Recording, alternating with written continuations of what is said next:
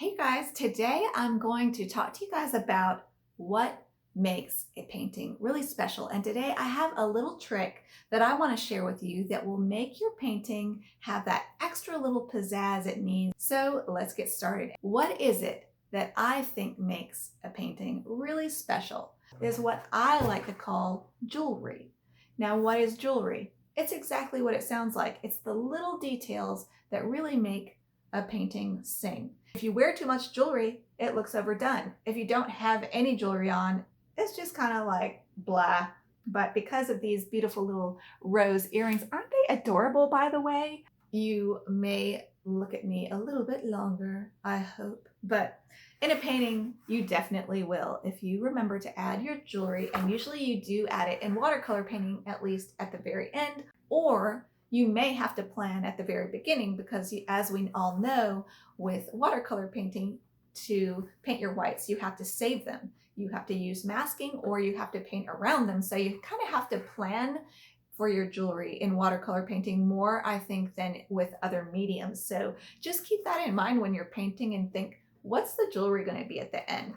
In this painting, the jewelry is the glints in his eye, the little furs coming off his chin, and his whiskers. And that really adds some beautiful details. This reference picture was by Mike, the Lion Whisperer. He has a lot of beautiful pictures that he shares if you go and ask him. So thank you, Mike of the Lion Whisperer, who does wonderful work to try to help protect this beautiful species. And then here's another landscape example. This is a wave painting that I just did as a tutorial for my Patreon students. And the topic of the Patreon tutorial was to add splashes. And I wanted to show my little technique. So be sure to join my Patreon if you'd like to watch this tutorial and many other tutorials that I have available. The jewelry in this painting are, to me, the white splashes.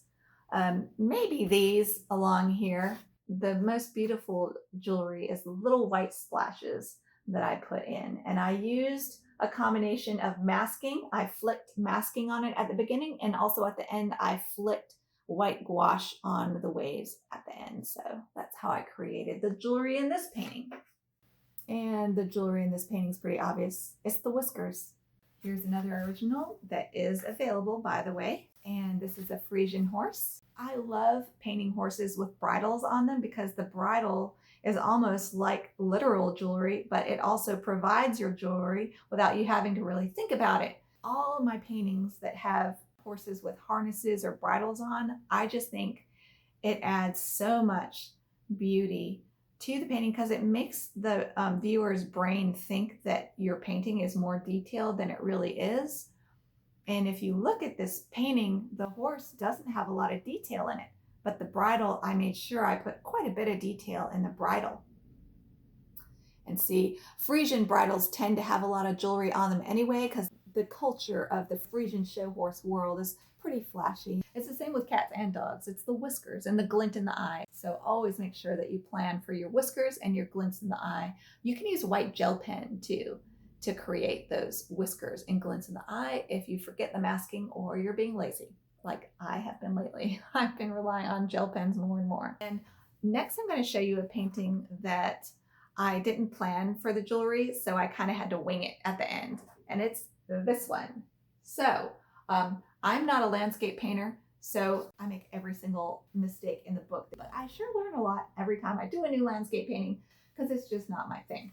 But this is a painting of a Google Maps image I found of Alaska. So what do you guys think the jewelry is here? To me, the jewelry is the white snowflakes I added at the end. And if I would have been thinking, I would have used masking and flicked some spots of masking all over this painting. I forgot to do that, so I didn't do that. And instead, I used white gouache and flicked white gouache on it, and it was pretty much just as effective. And there's also little white lines lining this gorgeous lake that I saved my whites for that because I knew that would really add a beautiful detail to that beautiful lake. And without the snow, without those little details, this painting would be pretty blah, I think. Are you ready for your challenge? and tell me what you think. Is the jewelry in this painting? I'm not sure. Is it the newspaper behind it that gives it that extra little pizzazz? And I hope you guys enjoy this video, and I'll see you guys next time. Bye.